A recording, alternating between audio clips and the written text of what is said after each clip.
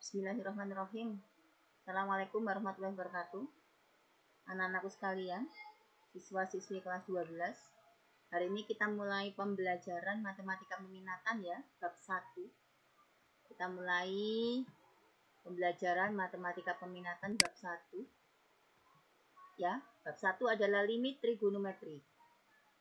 Jadi limit trigonometri ini kalau kita lihat KD-nya apa? KD-nya yang pertama menjelaskan dan menentukan limit fungsi trigonometri. KD yang kedua menyelesaikan masalah yang berkaitan dengan limit fungsi trigonometri. Jadi yang pertama adalah menjelaskan dan menentukan limitnya. Kemudian yang kedua adalah menyelesaikan masalah. Ya anak-anak, mungkin kalau kita lihat sebenarnya limit trigonometri itu dalam kehidupan sehari-hari untuk apa sih? Yang pertama anak-anak, limit trigonometri itu kita gunakan untuk menentukan hasil produksi, memaksimalkan produksi di dalam bidang industri. Biasanya dilakukan di pabrik-pabrik, perusahaan-perusahaan begitu. Ya, ini kegunaannya.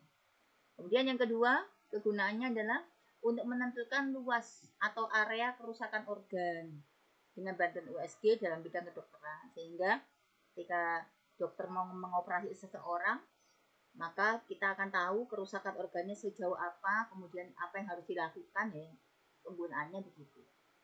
Kemudian selain itu juga menentukan persentase virus yang menginvasi populasi. Misalkan sekarang ya virus corona ya, kita bisa tahu zona hitam, zona merah, zona hijau, ya sampai seberapa virus corona menyerang masyarakat itu ya dari sini diantaranya adalah dalam kegunaan limit trigonometri. Kemudian yang berikutnya adalah menentukan tanggal kadaluarsa suatu produk, makanan dan minuman. Ini juga pakai limit trigonometri ya anak-anak. Jadi sangat bermanfaat sekali limit trigonometri itu. Ya, oke anak-anak kita mulai. Yang pertama kita review dulu, masih ingat ya? Limit itu adalah limit X mendekati sesuatu. Misalkan saya lambangkan dengan mendekati A terhadap Fx, maka hasilnya adalah sesuatu itu. Kalau L ini nanti hasilnya adalah angka, ya angka, atau misalkan mentoklah tidak ada hasilnya, atau hasilnya adalah tak hingga begitu, tidak bisa didefinisi, maka dikatakan limit itu sudah selesai. Misalkan kalau di sini hasilnya angka, maka dia adalah limit fungsi tersebut memiliki limit. Ya, misalkan hasilnya di sini adalah tak hingga, maka fungsi tersebut itu tidak punya limit begitu. Tapi kalau hasilnya di sini adalah 0/0, masih ingat ya? Atau tak hingga per tak hingga, atau tak hingga min tak hingga, dulu kelas 11, maka kita harus cari. Caranya nyari gimana? Masih ingat ya caranya? Ini caranya. 1 dengan substitusi langsung, 2 dengan penfaktoran, 3 dengan mengalihkan dengan akar sekawan atau faktor lawan, 4 membagi dengan pangkat tertinggi. Sudah ini saja penyelesaiannya. Tergantung nanti limit X mendekati apa nanti kita itu. Oke anak-anak, sebagai contoh ya. Sebagai contoh misalkan saya punya limit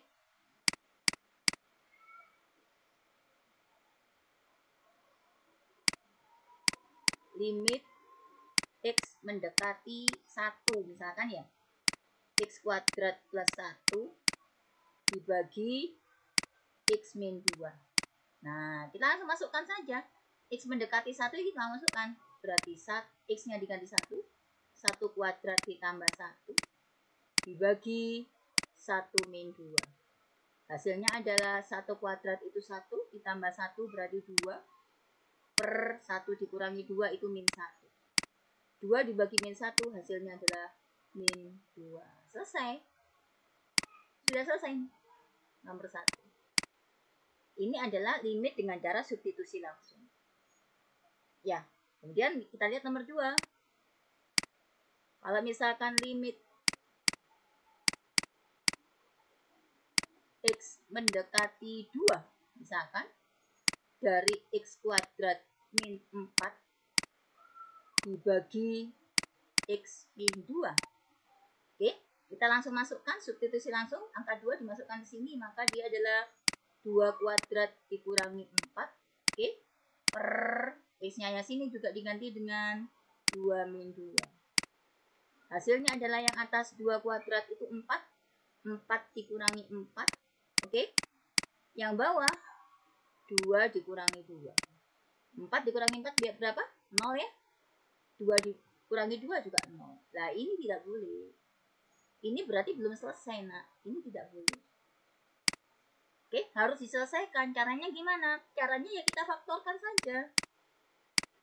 Karena dia bentuknya X mendekati angka sesuatu, di mana X kuadrat min 4 dibagi X min 2, maka kita faktorkan saja. Yang bisa difaktorkan itu yang atas ya. Yang pembilangnya yang bisa kita faktorkan. X kuadrat min 4 ini kalau kita faktorkan, dia menjadi X dengan X. Karena tengahnya tidak ada, fungsi X pangkat 1 tidak ada, maka dia pasti sekaman. Satunya positif, satunya negatif. 4 itu berapa? 2 dengan 2. Oke, dibagi dengan yang bawahnya tetap ya. Nggak bisa diapa-apain. Nah, adakah yang sama atas sama bawah? Ada. Tuh, sudah. Bisa kita sederhanakan, berarti hasilnya adalah limit X mendekati 2 dari X plus 2 adalah, tinggal masukkan substitusi angka 2 dari sini, berarti 2 ditambah 2 sama dengan 4. Ini contohnya. Ya, ini contohnya ya. Bisa ya? Bisa. Lalu bagaimana misalkan kita terkait dengan limit trigonometri. Limit trigonometri ini kalau kita lihat anak-anak, limit di sini kita punya yang namanya limit trigonometri. Yang pertama sin. Kalau sin X di sini X, oke, dibagi dengan sama X-nya, maka hasilnya adalah 1. Begitu juga dibalik sama. Oke, begitu juga tangan. Tangan X dibagi X sama X-nya, sama. Dibalik juga sama, X per tangan X, hasilnya juga sama. Sin sama tangan saja ya, cos tidak. Kalau sin AX per BX, hasilnya berapa? Ya tinggal ini, atas itu AX, bawah itu BX, maka hasilnya adalah A per B. Tuh. Oke, kalau tangan AX dibagi BX sama, atas bagi bawah A per B. Oke, kalau bentuknya seperti ini, sin sama sin boleh kalau sin sama sin. Apa yang depannya X? AX. Depannya yang bawah? Penyebut BX berarti A per B. Tuh, sama. Oke, yang ini juga begitu. Sin AX per tangan BX bisa sin per tangan boleh, tangan per sin boleh, terserah. Tangan per tangan juga boleh. A per B. Tuh hasilnya. Kalau gini mana? Kalau begini, ya apa yang harus kita lakukan kalau begini? Ya kita punya konsep sin AX ditambah tangan BX dibagi CX min sin DX adalah A ditambah B per C dikurangi D. Dapat. Oke, konsep yang terakhir adalah limit X mendekati 0 dari 1 min cos X. Ada cos yang muncul ya, dibagi X hasilnya 0. Oke anak-anak, ini dulu sementara. Oke, silakan ditulis limit trigonometri ini di buku kalian. Setelah ditulis, silakan difoto bersama foto cantik dan gantengnya kalian. Mohon dikirim ke WA saya. Terima kasih. Ihdinas siratal mustaqim. Assalamualaikum warahmatullahi wabarakatuh.